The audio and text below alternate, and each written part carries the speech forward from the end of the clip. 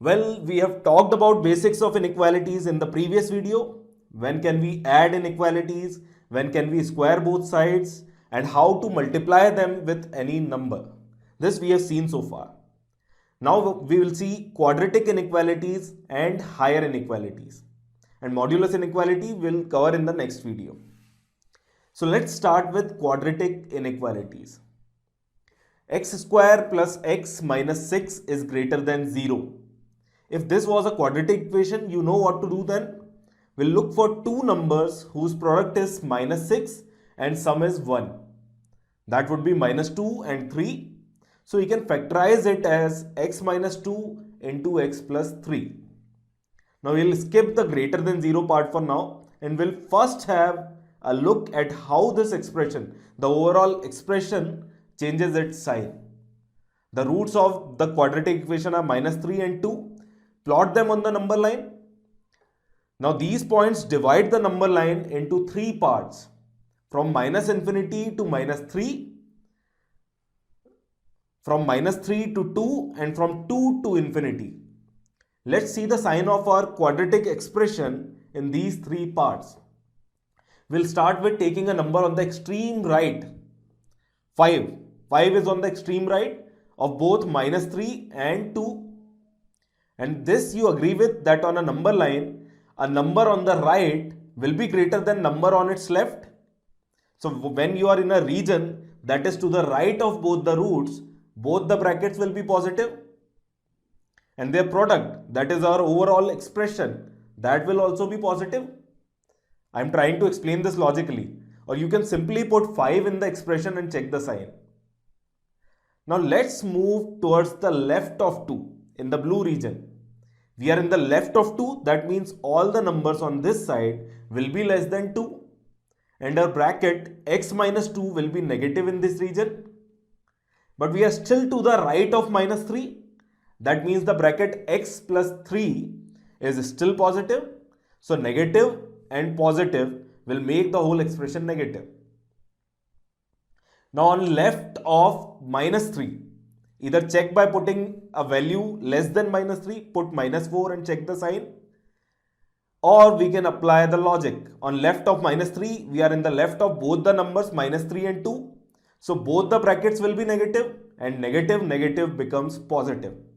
Basically, starting from extreme right, we will have alternate positive and negative signs for our expression. Now here it was a quadratic expression, we had two brackets here. But no matter how many brackets we have, no matter what degree the equation is, logic will stay the same. Starting from extreme right, our expression will change signs from positive and negative in the alternate segments. Now let me put the greater than 0 sign. That was our original question, right? We have to find the region in which our overall expression is positive or greater than 0. That would be these two regions outside the zeros. So our answer will be x greater than 2 or x less than minus 3. We can also write our answer as x belongs to minus infinity to minus 3 union 2 to infinity. We have used open brackets at minus 3 and 2. If it was a greater than or equal to sign in the inequality, then we would have used closed or square brackets at minus 3 and 2. Because these are the points where the expression becomes 0.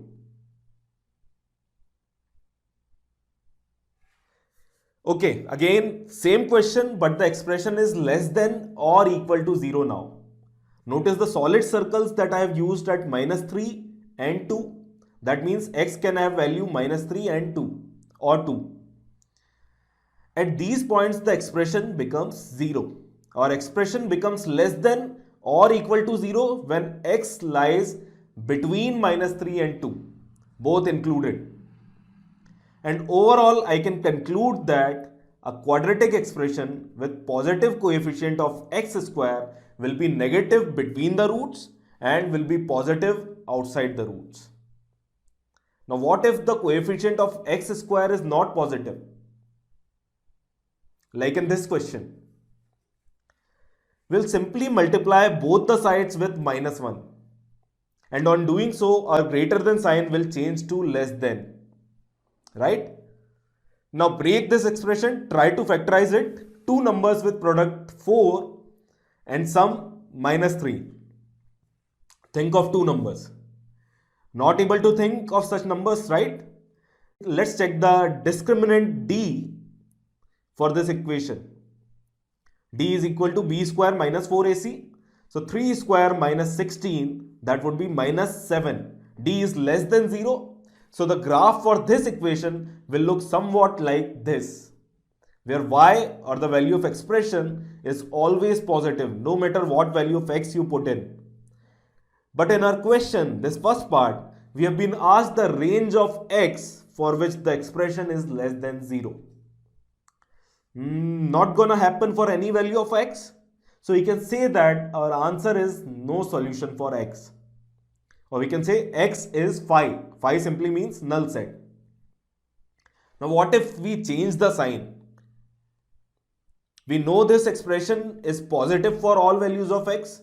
So the answer would be x can vary from minus infinity to plus infinity. Or we can say x belongs to real numbers. Let's see some higher degree inequalities now.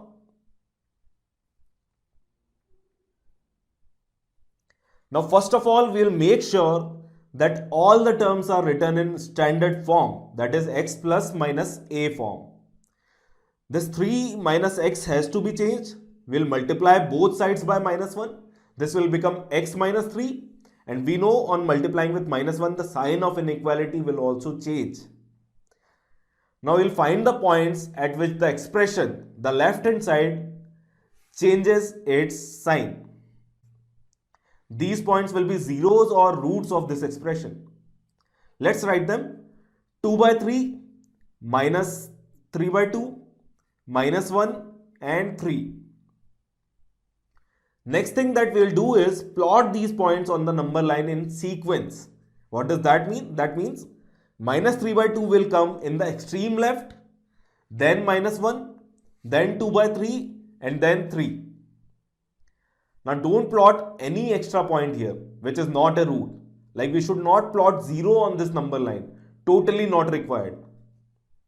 Now on the extreme right, this overall expression will be positive. So put a positive sign on the right side of the greatest root and then it will be negative and positive in the alternate segments. We know that in the extreme right, the any equation is positive. Take any greater value, take let's say 1000, try to put that in the equation. You will get to know that on the extreme right, the equation is positive, and in the alternate segments, the equation is going to change its sign. So it will be negative and then positive. Now in the question, we are asked range of x for which this expression is positive. So our answer will be minus infinity to minus 3 by 2, union minus 1 to 2 by 3, union 3 to infinity. All the brackets are round brackets because the expression is greater than 0 and not greater than or equal to 0. So these 2 by 3, minus 1, 3, these are the points at which the expression becomes 0. So we have to exclude these points. Got it? Okay. In this question, the brackets are raised to certain powers.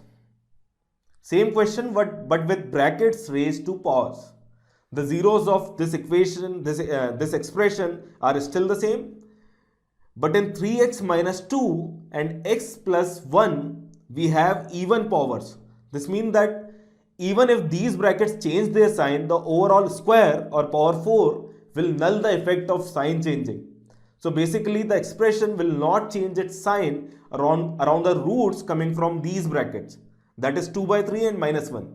This expression will not change sign around 2 by 3 and minus 1. So we'll simply ignore these points. We won't plot them on the number line. Okay? Rest of the process is going to be same. Extreme right is positive, then negative, then positive alternately. In the question, those values of x are asked for which the expression is positive. So our answer will be minus infinity to minus 3 by 2, union 3 to infinity.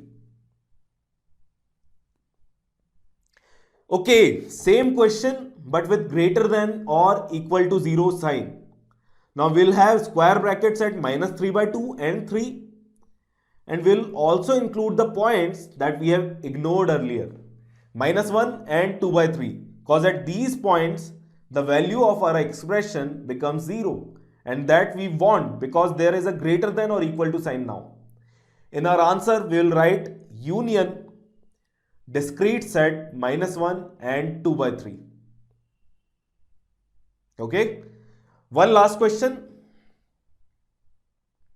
We have some brackets in the division now, but our process will stay the same, because positive divided by negative is negative, negative divided by negative is positive. Basically the effects of signs of individual brackets on the overall expression is same as it was when the brackets were multiplied. Now let's solve this. The roots are 2, minus 3, 5, minus 5 and minus 1, out of which we will straight away ignore the brackets which came from the brackets with even powers, because the sign won't change with brackets having even powers. The sign won't change around those roots. Now we will ignore these brackets, plot them on the number line and write alternate positive and negative starting from extreme right. Now in our question we want the expression to be less than or equal to 0, so we want these regions. Our answer will be minus infinity to minus 5 union. Why have we not included minus 5 in our answer?